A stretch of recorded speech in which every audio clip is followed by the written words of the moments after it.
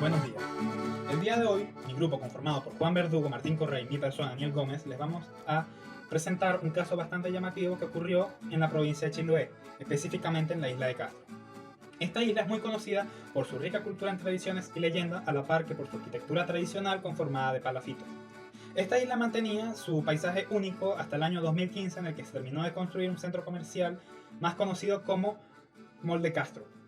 Este proyecto fue llevado a cabo por el grupo Pasmar y el centro comercial se encuentra ubicado en el centro de la ciudad, a las cercanías de la Plaza de Armas y del lago.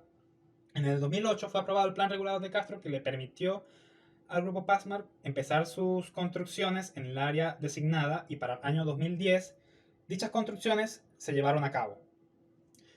Para el año 2011, el Colegio de Arquitectos de Castro manifestó sus descontentos por medio de la Dirección de Obras Urbanas, emitiendo un cese de actividades constructivas para las obras de este centro comercial. Sin embargo, el grupo Pasmar la omitió por completo.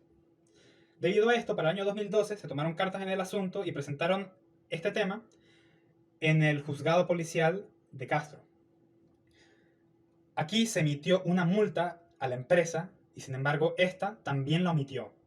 Y debido a esto, el alcalde de Castro realizó una reforma en el plan regulador para que este proyecto se llevara a cabo de manera legal.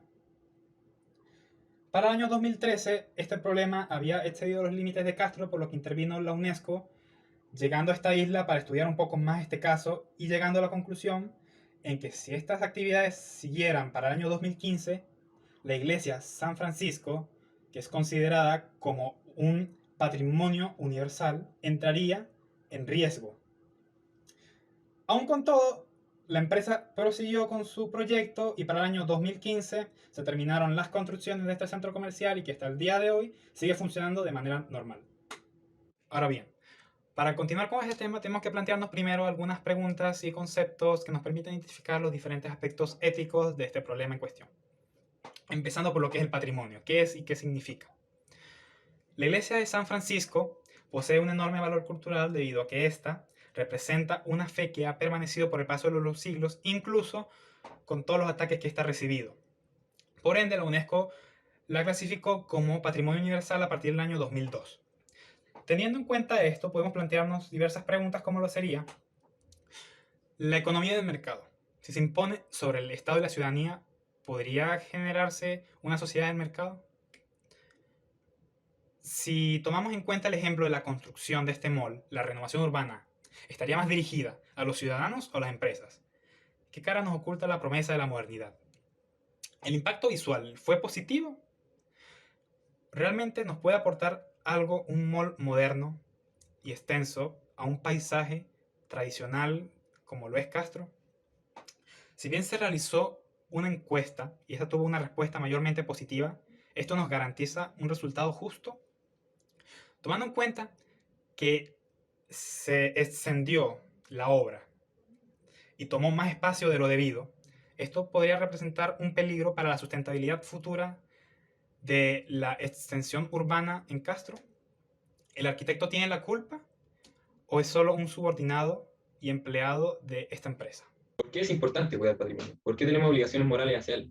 En línea con lo que plantea la UNESCO, el patrimonio es una contribución a la revalorización de las culturas e identidades. Nos transmite aptitudes, experiencias y conocimientos y promueve la cohesión social y territorial. O sea, para progresar moralmente como sociedad no podemos dejar de lado nuestro patrimonio, nuestra historia, nuestra cultura e identidad. Lo que ocurre con la implementación del molde Castro afecta primero al patrimonio material, ya que compite en importancia con la iglesia de San Francisco, ahora el monumento al capitalismo y al consumo, el que toma mayor relevancia, generando también una alteración a la fisionomía de la ciudad, cambiándola por completo, y esto sin vuelta atrás.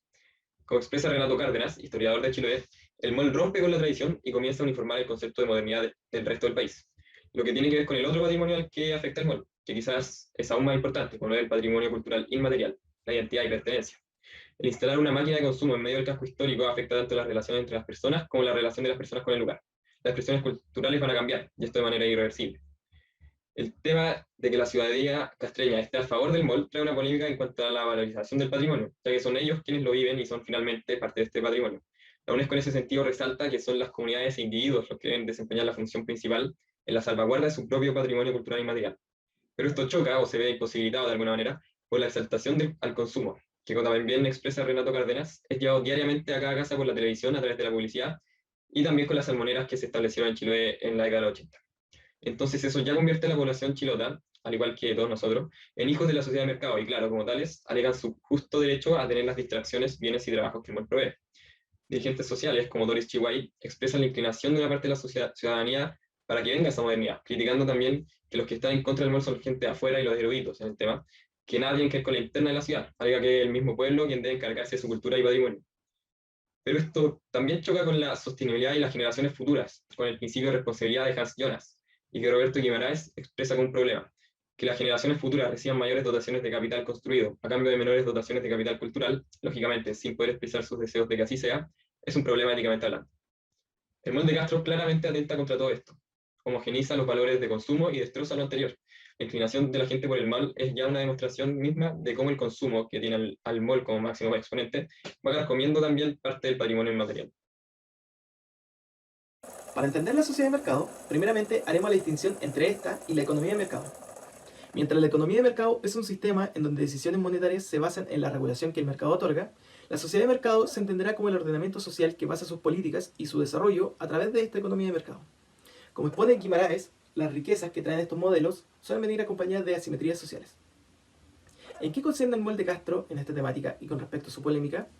Un ligero repaso por lo dicho a través de diversos medios puede dar cuenta de que todos tildan esta construcción como una polémica, de fracaso y en general con un tinte reprensible, en relación al peligro que impone el patrimonio. En ese sentido, considerando los beneficios económicos que pueden resultar de un mall, cabría pensar que este es el resultado de una sociedad de mercado, en donde la importancia radica en la capitalización de riquezas y en donde la modificación del plan regulador comunal es una expresión de lo que Feinstein declararía como una planificación urbana incremental, la cual la define como la que los formuladores de políticas toman decisiones sopesando las ventajas marginales en cuanto a un número limitado de alternativas.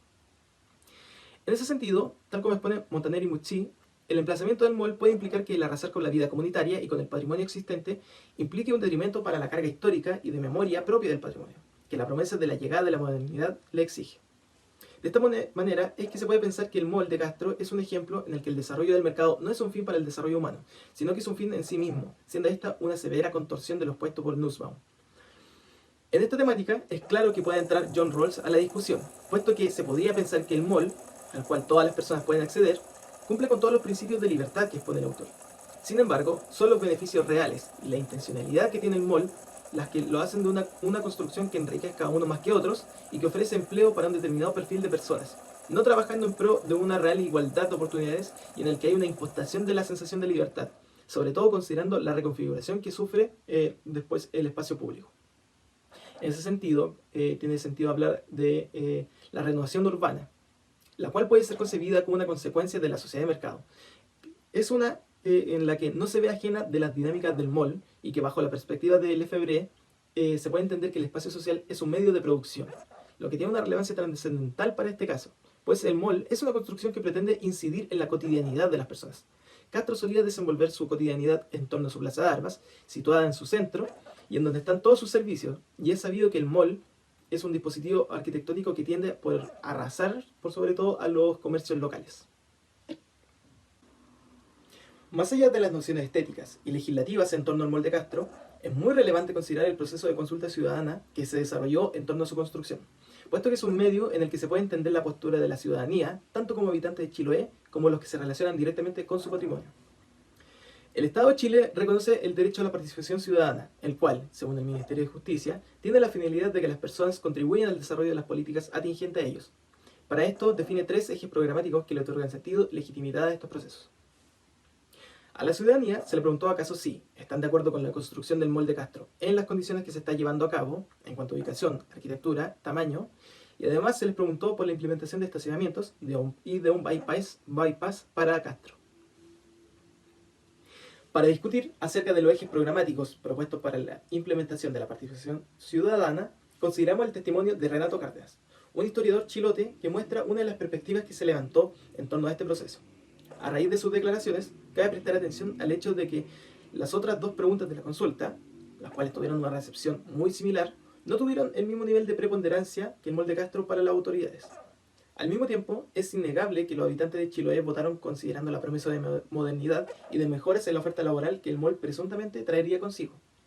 Sumado a esto, el hecho de que las voces disidentes no quisiesen pronunciarse da paso a pensar que el proceso no tiene las intenciones reales de una participación ciudadana, puesto que no hay un fortalecimiento real de la sociedad civil ni una gestión urbana participativa, considerando que el mall ya se estaba construyendo. Finalmente, se puede concluir que la consulta se realizó solamente para legitimar el mall y deja abierta la pregunta. La participación ciudadana es ineludiblemente un proceso en el que los valores de democracia se pondrán por delante.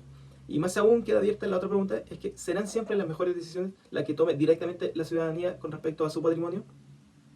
En ese sentido, también cabe destacar la posición que toma Arnstein en cuanto a la escalera que propone, la escalera de Arnstein, en la que un poco podríamos decir que si bien es cierto se realizó una consulta ciudadana, la cual Arnstein la definiría con un nivel de tokenismo, podría pensarse que este nivel no es correcto y más aún así es un nivel en el cual está presente la manipulación.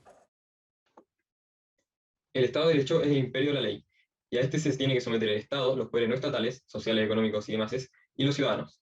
Como mencionamos anteriormente, durante el proceso de construcción del mall, la obra pasó a hallar varias normativas, las que podríamos resumir en el acomodamiento irregular del plan regulador, las alteraciones en los planos ingresados a la municipalidad en cuanto a sus dimensiones, la ampliación de lo registrada, la protección al patrimonio finalmente no fue efectiva, y la lista sigue.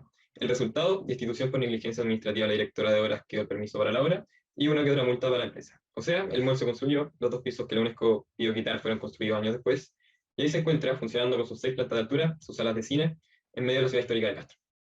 ¿Qué nos indica esto? Que poco y nada se respeta el Estado de Derecho.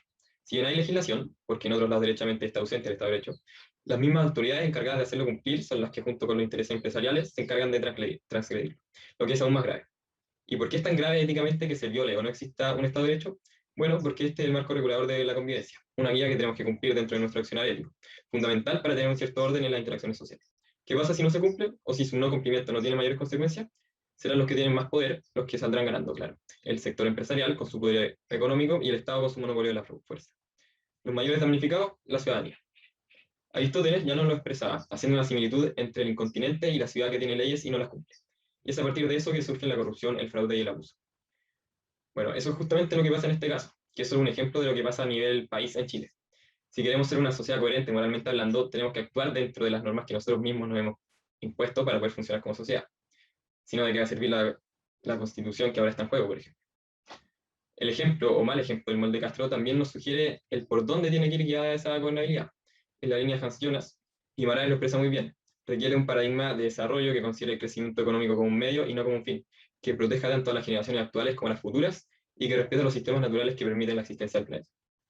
Ahora bien, relacionado con el tema del rol del arquitecto, a este no se le puede dejar completamente impune debido a que violó diversos códigos de la Carta de Ética Profesional de los arquitectos, como vendría siendo el uso de firmas sin tener su título avalado aquí en Chile, y el haber aprobado un proyecto a unas sabiendas de lo que podía ocurrir y que podría meterse en un terreno bastante polémico por el tema de esta construcción.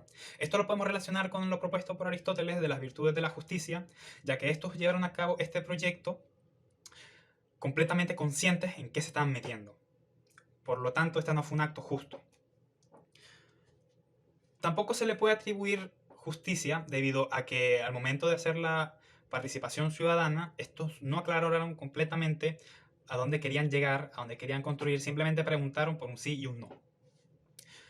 Me gustaría destacar varios puntos de varios autores, como vendría siendo una obra de Álvaro Siza, donde éste construyó una casa en un roquerío frente a un río. Sin embargo, este no alteró el ambiente, sino que construyó a partir de él. Entonces, ahora pienso, si se nos otorga un terreno, como a un artista se le otorga un lienzo, ¿por qué tenemos que modificar ese lienzo para adaptarlo a nuestras obras y no adaptar nuestras obras a ese lienzo? Podemos también tomar una interpretación de una cita del fallecido Alberto Cruz referente a los arquitectos como una persona con poder sobrehumano capaz de ejercer poder sobre los ciudadanos, no refiriéndonos a estos como tiranos ni como dictadores, sino como alguien que busca mejorar la vida de los ciudadanos, ya que tiene el poder de hacerlo. Esto debido a que al arquitecto, más allá de construir una casa, un edificio o un parque, estos buscan construir un aporte a la sociedad y que la sociedad pueda convivir de manera armónica en esto. Por lo tanto, un arquitecto no solamente construye una edificación, sino que nos otorga un regalo. Por lo tanto, tampoco podemos llamar a este proyecto meramente como un regalo, debido a que, como se llevó a cabo, no fue de la manera correcta, debido a que se le trató como un centro comercial cualquiera en una ciudad más pensado en la economía y no tan pensado en que este centro comercial sería construido en un área tradicional y cultural como vendría siendo la isla de Castro.